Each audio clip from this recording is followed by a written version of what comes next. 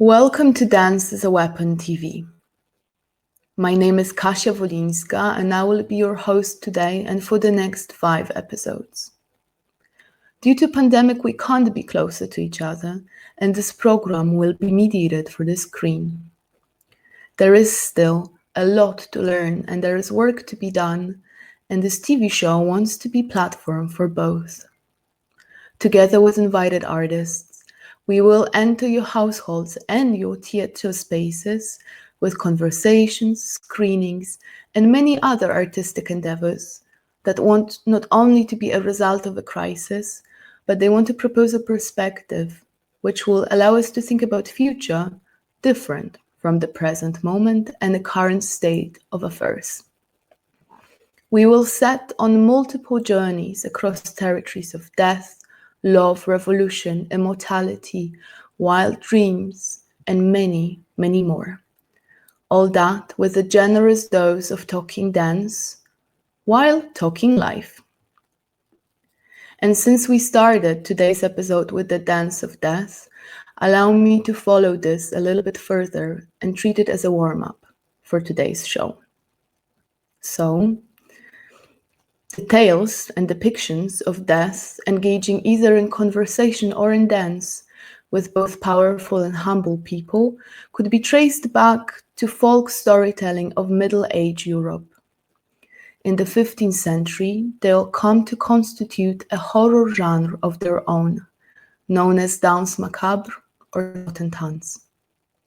Spreading of such dance was possible not only thanks to church or cemetery murals, sermons delivered by priests, and performances delivered by Dominican and Franciscan monks, but the biggest ally to the popularization of danse macabre was an advancement of print.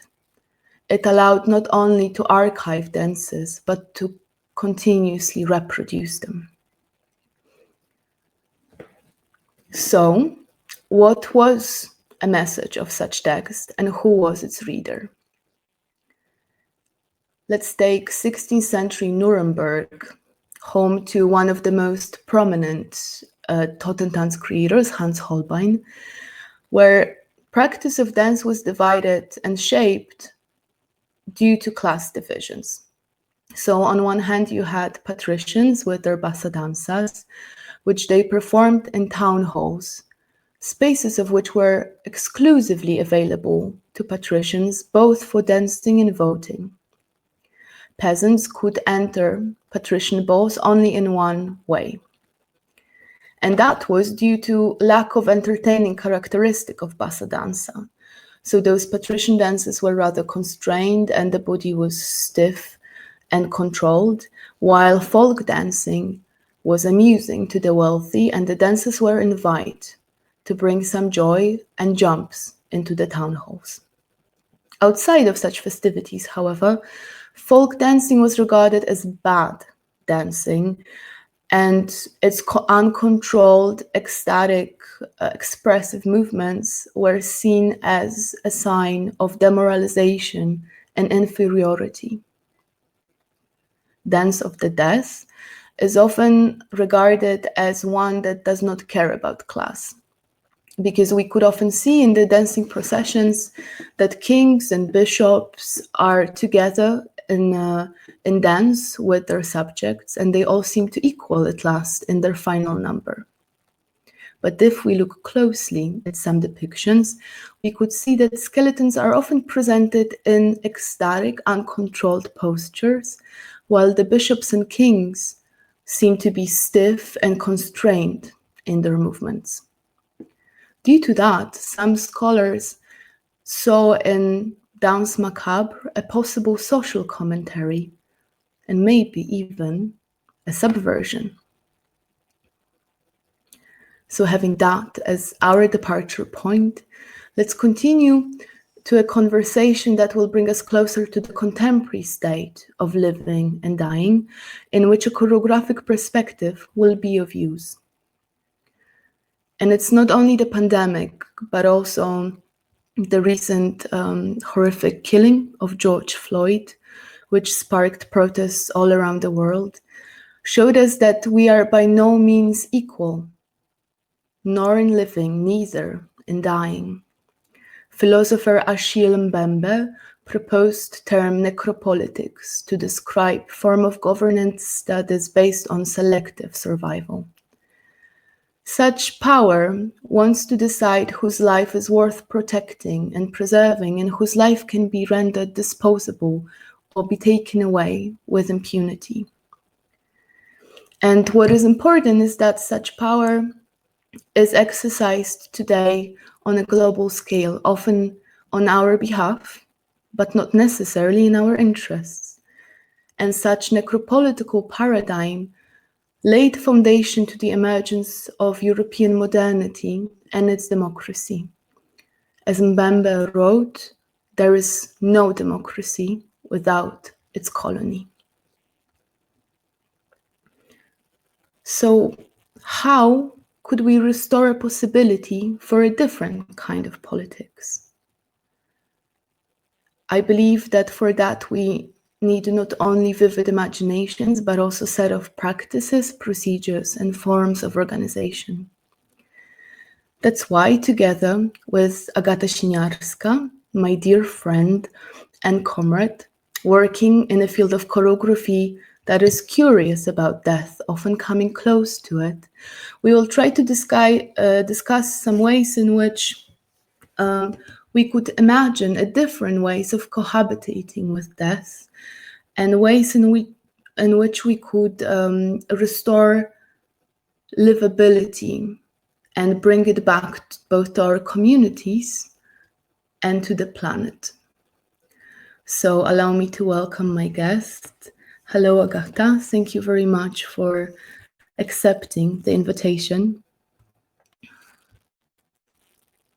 Hello, Kasia. Thank you so much for your generous invitation. I'm very happy to be part of your project, and I'm really looking forward to see the coming episodes.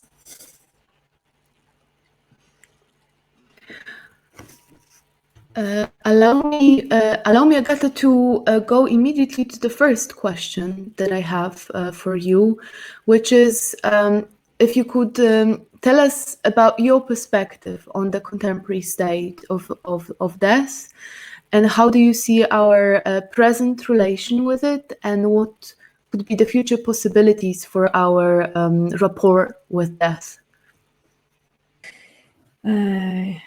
Yes. Thank you for that question. I think that in contemporary society, there's a lot of death, and this death is not present physically. It is very much image-based, and thus it's very difficult, almost impossible to create a emotional and physical relationship to it. We are all the time surrounded by images of death and dying people and dying species, and they are everywhere, on every social media, in every newspaper. And because there are so many, it seems like we can't embrace all of them. That's why we can easily scroll them and put them aside. Like they would happen somewhere else. The death was happening somewhere else. It doesn't happen close to me. And that body, the practice around, or the ritual around the body also changed. People usually are dying in a hospital, so they're not dying in their homes, and they don't leave their presence in the house, within the family. Then the dead body is taken care of by the funeral house. It's prepared for the last ritual, so everything is sterile, and again somewhere else. It's again on the side. Then I also think that we do not have, as a post-secular society, we do not have practices of grieving, of mourning And through that, I'm thinking how we can practice, how can we stay in grieving together? What does it mean to grieve together, even if we think about one particular death, but how can we support ourselves in grieving, how we can go through it together, how we can accompany each other.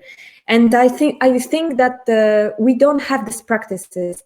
And one important thing, when I say we, I'm thinking about this part of Western society that is post-secular society, that lives with a certain security, economic security, housing security, with access to medical care, with access to fresh water, with access to fresh food. That's very important. Somehow then the fear of death and the fear of dying is again aside, behind the corner, behind the border, but not here.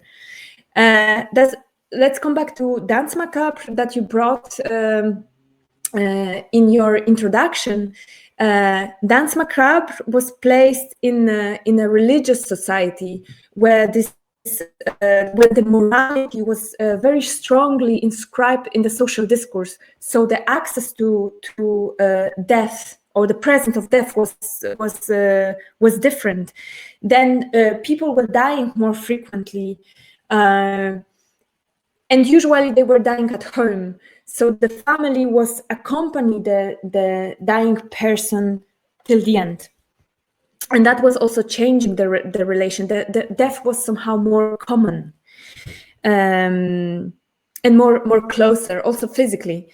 Also, the lack of technology to preserve the body, but to preserve the matter. Because when I'm thinking about dying, I'm also thinking about rotting, about decaying, how the matter is getting destroyed through the process of dying. It's not only a human body that I would like to put attention to. So of course, this extrapolation of death from our landscape, from our social landscape, it's a very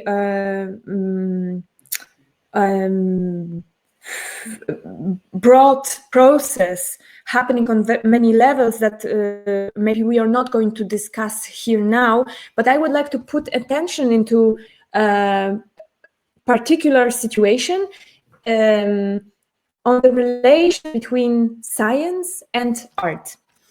And in the 17th century, when the dissecting was extremely popular, scientists were collaborating with the artists, and artists were creating for scientific books, the books of anatomy, the books that is supposed to present the skeleton or the muscular system, human system. The artists were drawing these bodies, these dead bodies, bodies of dissection, but they were placing them within the landscape in the specific position, like they would be alive, or like they would participate in the social. So let me just give you example. If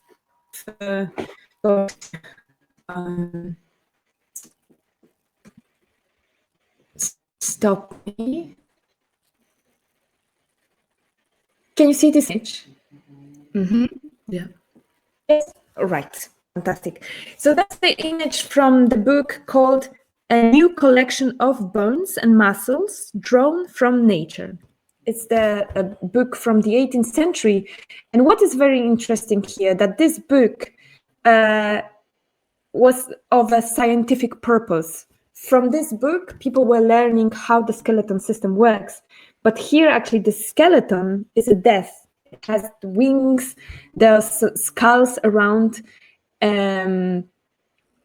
So somehow this skeleton is placed in the house. We see the table behind, it is present. It always accompanies us. It's not only about the death somewhere else, but it is always death that comes to us, and it's very close. Maybe another image, if we manage.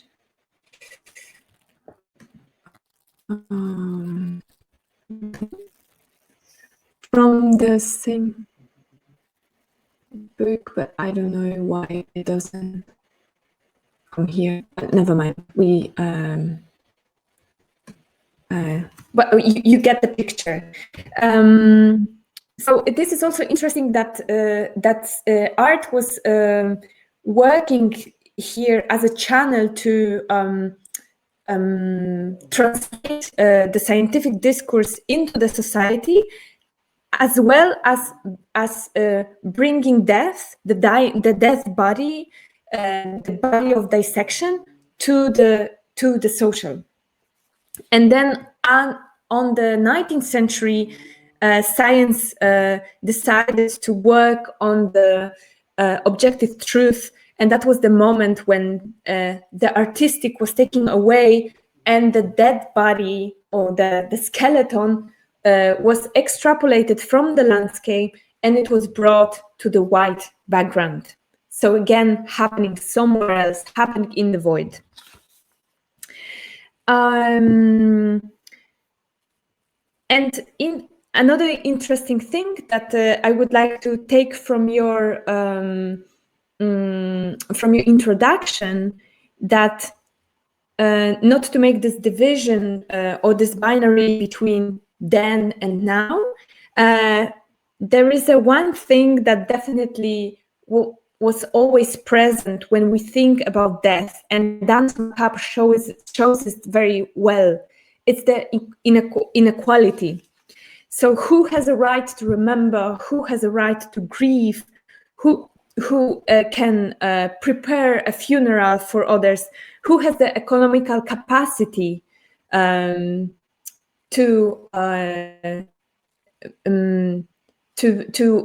remember your loved ones?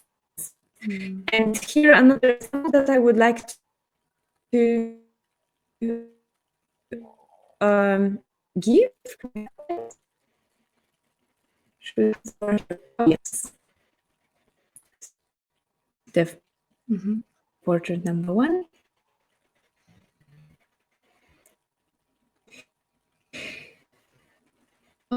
So as you can see here, can you see it well? I will always double check, because I'm not sure if I'm on top of technology here. So what we can see here is a portrait of the dead man that was put into bed.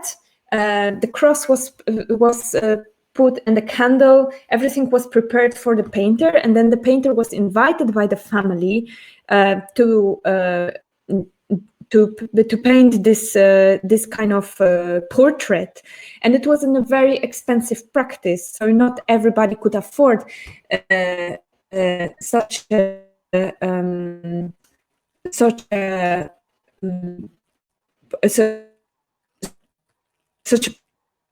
portrait.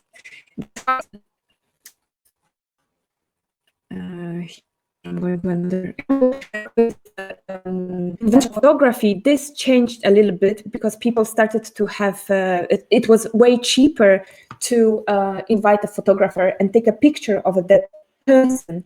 And here, as you see on this example, very peculiar photos of children, deaf children, who were dressed up. They were dressed as they were sleeping. They were put into bed. Eyes were closed, and that was the way of keeping them with the family after their death. Come back. So I think a question for me is, how can we notice this death? How we can see that death is de facto present. It's not on the other side of the borders. It is present when we think about human bodies, human cells are dying constantly. When we look at the materials, the matter around us, the matter decaying constantly, so the death is a part of our lives. It is the quality that is everywhere, and how, if we allow ourselves to notice, how we practice noticing it, I think that's the possibility to start to think about us as our society through co-belonging, not only belonging to Earth or living on the Earth, but living together. And that's, I think, we can do through compassion. And this, but of course not only this, but what you were saying in the all the richness of your perspective brings me to the to another chapter maybe of this conversation, but very much in tune with what has been said, because I would like to, talking about compassion and talking about the different dimensions and different scales of dying, I would like to bring in the project that we did together last year in Hellerau in Dresden, but then we showed it in different places. And the project is called Second Nature. And if you allow me, I will very briefly give a context, and then you can maybe speak about more details of practices, since for those of you that do not know, I was a dancer in this project, and Agata was a choreographer and the person behind the concept. And in that, we collaborated also with visual artist Karolina Grzywnowicz, who made a garden for the performance. So the starting point for this choreographic project was biography and legacy body of work of Pola Nirańska, which was Polish-Jewish dancer. She was a part of Mary Wigman company, which was also based in Dresden in the 1920s, 1930s. And in 1933, because of her Jewishness, Nirańska is expelled from the company in the growing spirit of anti-Semitism and the build-up that will result in the Second World War. And she fled first to Vienna, then to London, where she acquired status of political refugee. And after the war, she goes to the United States, and she will marry Jan Karski, one of also very important figures when we talk about the Polish experience of the Second World War and especially the Holocaust. And the Holocaust was, in a way, always there in the background when we were working, because Nirańska lost over 70 members of her family in the camps, and the family that managed to either escape or survive was moved to Palestine, so she was also separated from them. And for many years, living in the United States after the war, for many years she also stopped dancing, and it is in the 1980s when she attempts to choreograph something which we were considering to be a Holocaust testimony, in fact, conducted by the means of dance. And the work was called Tetralogy of Holocaust. And it's, as the name says, it's 4 parts. And allow me to give you the titles because for each part, because I think the titles are telling, in fact. So the work starts with Lamentation, to continue with the piece called Whatever Begins Also Ends. Then we have Shout, and the whole project finishes with the train. And not only the train, but also the very final image for the Tetralogy of Holocaust is a pile of dead bodies. So those bodies that at the beginning of the performance we would see alive and maybe not even aware of death approaching. Towards the end of the show, we see them dead, each one of them. So this is somehow what we were attempting to deal with, both on a personal and historic level. And what was interesting for us, or what we come to see as interesting, was not only the very fact and the personal relation of Mirejska to Holocaust, but also the language that she used to express herself towards that subject. So we were looking a lot on gestures and movements, and we were trying to extract those gestures and constitute a language that could communicate in a new context, in a new location. And how those gestures that were also very aestheticized and maybe also with time seem a bit artificial and maybe not communicating well, but when we actually try to apply them in communication with audience, it actually produced quite an interesting outcome. So shall I show a few photos, and then maybe Agata, you will take over and tell a little bit more about what were the practices of Second Nature, what were we actually doing there. So let me share my screen with you to show some material. So this is performance in Warsaw. We will speak also about this particular one in a bit. So this is the Palace of Culture behind me. You can see before the show. Here is Hellerau, also to show you just the size and of the garden, the scale of the garden. And here are some of the gestures that result in interactions with people that came to watch.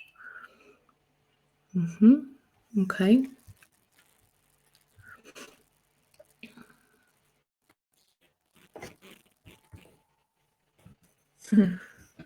Nice to see them again. Yeah, it's been a while.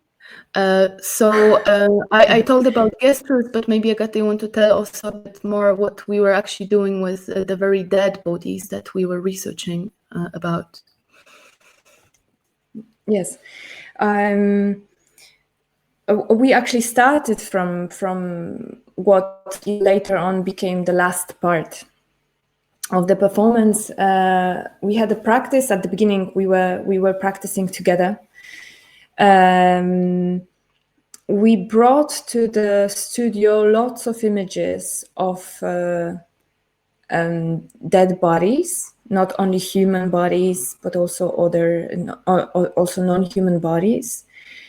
And we were working through a very, very slow movement. We were trying to create a certain landscape of them. So we were thinking about the space as a mass grave, and through our bodies and through our movements, we were trying to uncover the body, to find them and to enter their shape, but not for the sake of being them, on feeling like as them, but to let them being noticed again, let them being remembered for a moment, let them also go away or to fall asleep. We were talking a lot about these differences between the sleeping body and dead body, and thinking through the whole ritual of putting that body into sleep. Also, this image that I was showing before, it's always the dead body that is in bed with eyes closed. So I think I brought at the end abruptly this word compassion, but I think that's also interesting, the difference between empathy and compassion. And compassion is, if I'm not mistaken, comes from the same root as accompany. And somehow through this practice, we were trying to accompany these these bodies that we were bringing to the studio or later on stage. Excuse me. I wanted to add just one more thing to this, because some of the pictures you saw were from the performance in Warsaw. And this was, although really in any place to which we went with the show, there was an experience of past cohabitation with the Jewish community, which often is now rather functions as absence, as a complete absence of those Jewish community that were once a part of a larger society. And in Warsaw, we performed in truly public space in the very center of the city, in front of the very prominent architectural gift from the Soviet Union. And this, I bring this show up because I also wanted just to say about the potential of performance, in fact, when it comes to bringing resolution to certain violent experience concerning death, and in Polish context, experience of Holocaust is still outclaim unresolved. So this was also that this project was very particular and very difficult for some reasons also to be shown in Polish context, but also was produced in Poland. So there was in a way readiness maybe to talk about it and to experiment with the ways we could actually talk about it. And it was and it's very interesting for me also as a performer to be in a space, especially with such project that deals a lot with I would say ghosts and with the stories of death, and it engages also emotionally and affectively and physically with the dead, and to be in a place that is in fact or could be regarded as a mass grave, because Warsaw was completely destroyed and demolished during the Second World War, including the Warsaw Ghetto that was destroyed after the uprising. And so we have all this that comes together to constitute a space for this performance. So it's not only the garden, but it's in fact this whole tissue of the city and all the ghosts and all the hauntings that come together, and which allowed me the experience of it, and also the feedback that we received after it allows me to claim that perhaps there is something interesting in introducing choreographic work that deals with relations between living and dying, and addresses something that we all can relate to, but all of us, of course, in a very particular and personal way. And I believe that what this choreography allowed and this choreographic event allowed was to actually come together and give focus, give attention, give time to something that called for our attention. And from there, I believe that there is a possibility emerging for a discussion and for art practice to be inserted, or maybe to become an alternative to the state-controlled memory politics. And I would like to, maybe I would leave it at that, because this is maybe also a bigger discussion. And we have also another example for you regarding the mourning rituals.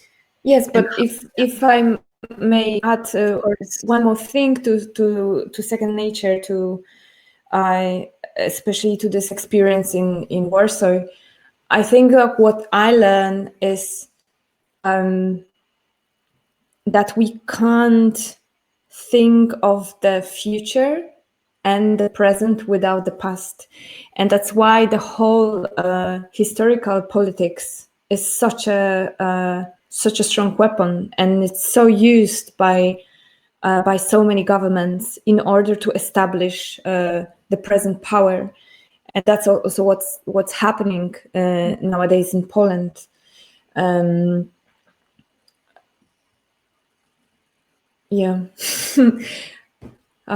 Yes, because I would like to, because what you say again brings us to this I think next example, because you also said about that in a way how politics is maybe controlling also the way we remember. And what would be maybe interesting is to look at the ways in which we can acquire agency to decide how we want to structure our rituals and how we want to come to terms with our dead. And I think you have a good example for that. Yes, then this example is actually very good for that. So I'm bringing it, I'm quoting it from a book by Katarzyna Kobylarczyk. The title is Strób Hiszpania rozdrapuje rany, which in free translation to English would be Scab Spain is scrabbling the wounds. This is just for Polish speakers, but she refers to another book that I also want to give it as a reference of Francisco Ferrandis, El pasado bajo tierra, exhumaciones contemporáneas de la guerra civil, which means the past underground, the exhumations of the contemporary exhumations of the Civil War. And Francisco Ferrandis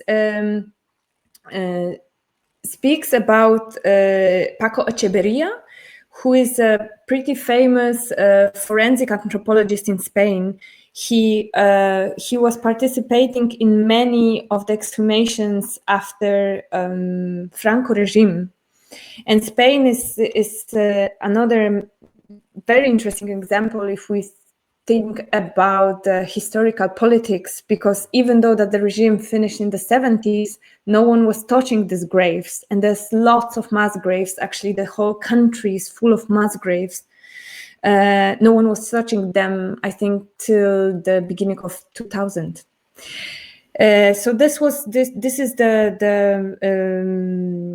involvement of Echeverría, and he created his own, or he proposed his own ritual for grieving. So when the grave was, when the body were exhumated and they were identified, he was inviting the family members of the dead ones.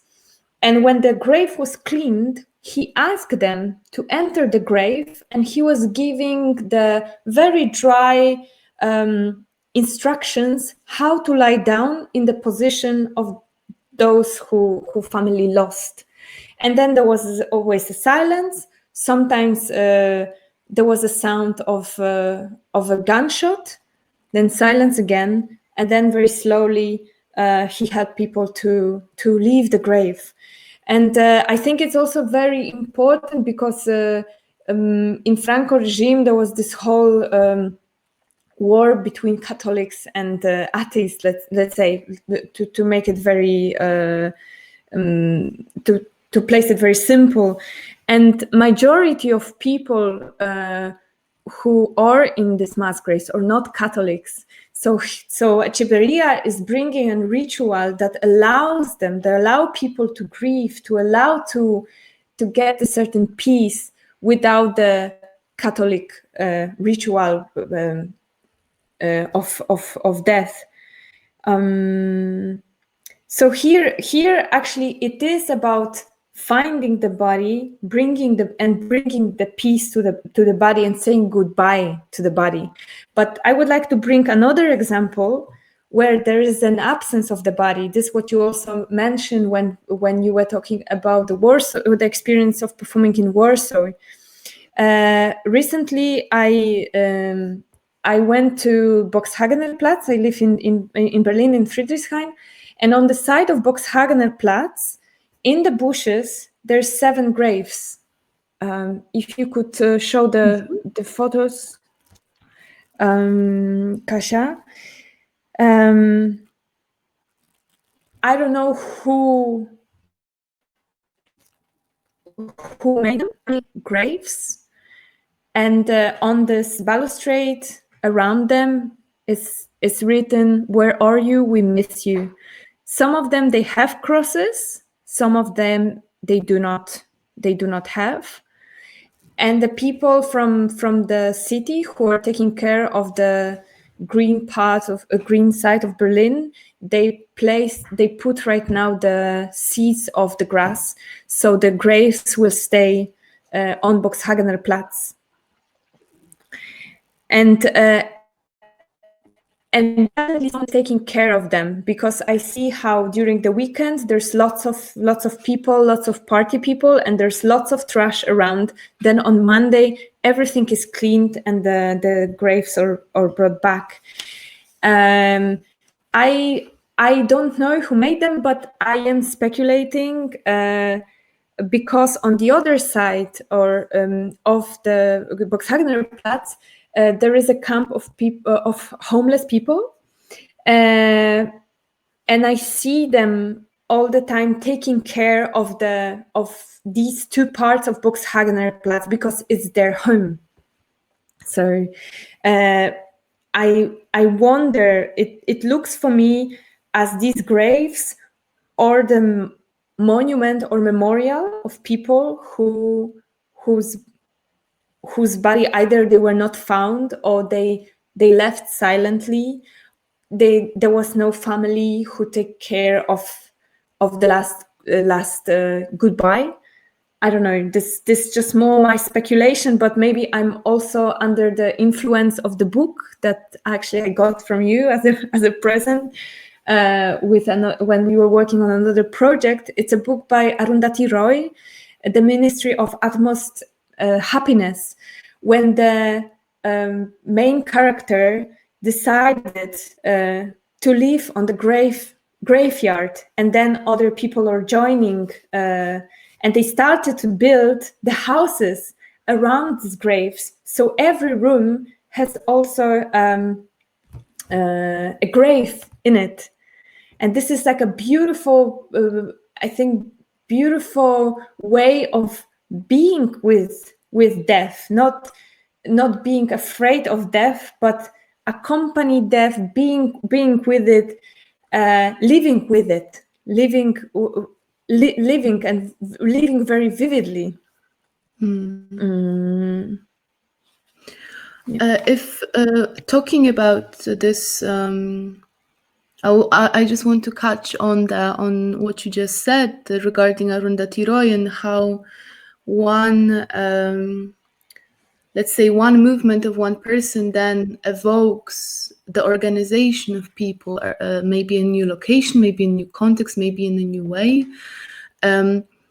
and to slowly approach the end of our conversation, I would like to once again go back to dance and just give one thing more that maybe can help us get, as we said, closer to death, but also closer to others, because as we were trying to say, this idea of co-belonging, of the recognition of the co-belonging and codependency of ourselves within networks of living and dying, this is something that we also come to recognize for different practices. And for me personally, but I believe not only for me, dance was one of such ways of recognizing certain commonalities, or maybe finding relations with others, or finding ways to relate.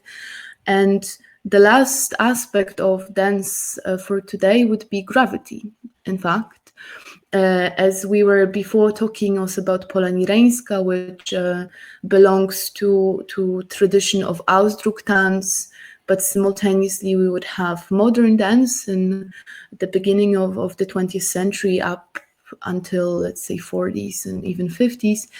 And there what happens in modern dance is maybe interesting in relation to gravity, because there is the gravity is introduced as one of the basic parameters for dance, which maybe seems very obvious, but also when we were talking about Bassa Danza, we could see that there are also dances that aim to defy gravity, which is of course totally legitimate, but we could often see how this movement away from gravity also has something to do with a certain social status, and maybe an attempt for dance also to serve certain social purposes of reclaiming a status. And in modern dance, which, for example, could be within the subject of grief and mourning, to bring Isadora Duncan, one of the pioneers of modern dance, and in 1920s, she created dance that is called Mother, which is regarded as her goodbye to her children, which drowned some years before. And this dance is organized. It's a very simple choreography, in fact, and it's a one single descending line. And it's very much informed also by gravity, and it ends on the floor with the final gesture of waving to the children that are perhaps in the water.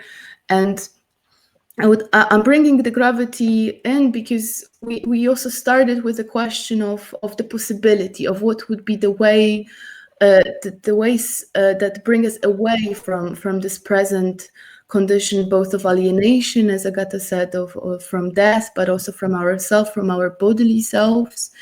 And gravity, not only in modern dance, but also later in postmodern dance, so we are still in European Western tradition, is regarded as something that actually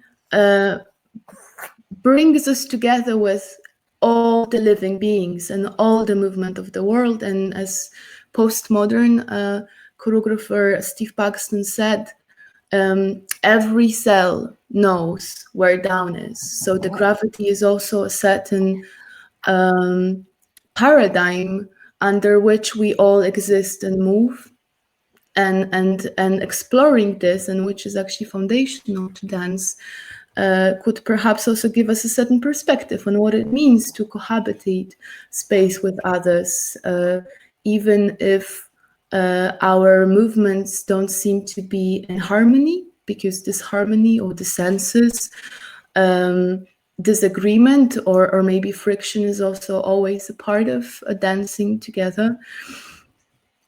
So I would like to maybe leave it here, just to give you, we gave you a lot of examples, and of course the talk was not did not exhaust all of the subjects that we tried to touch upon, but was aiming to really give you some directions, or maybe some things to think further, maybe also with your own peers, maybe in different places, maybe in also different time. Agata, is there anything you would like to add at the end? Any final remarks? Well, if I can just add something to the gravity, because I think that this is really a basic movement for our planetary dance, and I think that death is following gravity, and death is going down. That's the direction of all the matter dying, of our bodies dying, and towards the death, towards the ground, towards the soil, and towards what is under. So maybe our ancestors' bodies that we don't know that they are there.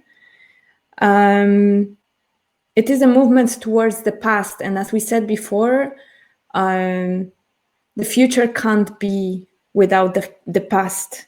And I think it's very important what kind of past are we telling, what kind of past we are bringing, and only on this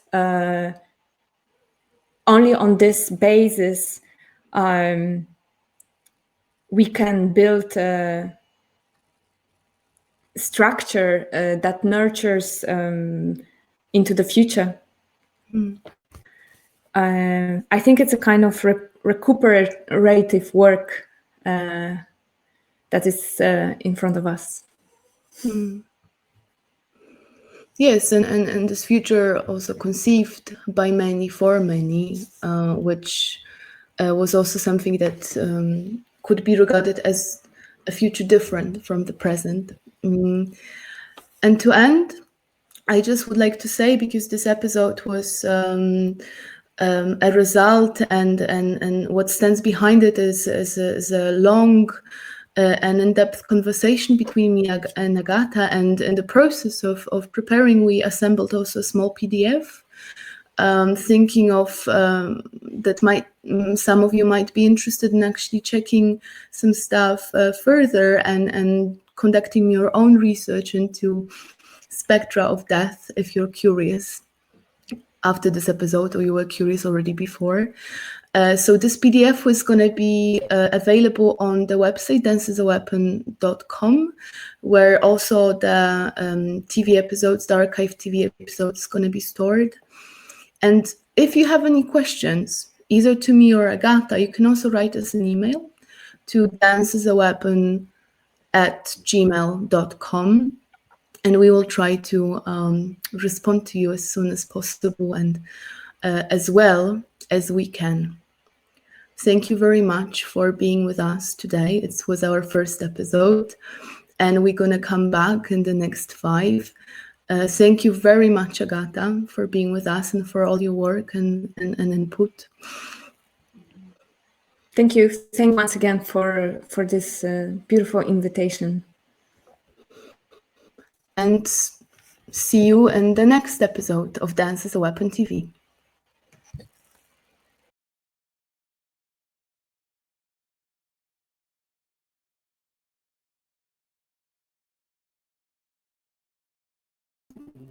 Nie widziałam. U mnie było co innego. Wiesz co, cały czas twój mikrofon przerywa i słyszę cię w totalnym staccato. Ja ciebie też. No widzisz, ja się po prostu zgotowałam, jak ty mówiłaś to introduction, bo ja nic nie słyszę poza i zgaduję mniej więcej, co się dzieje.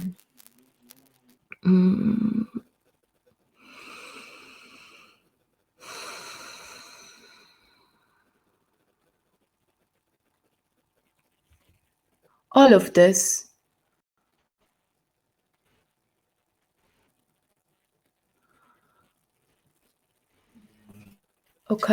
nie stało.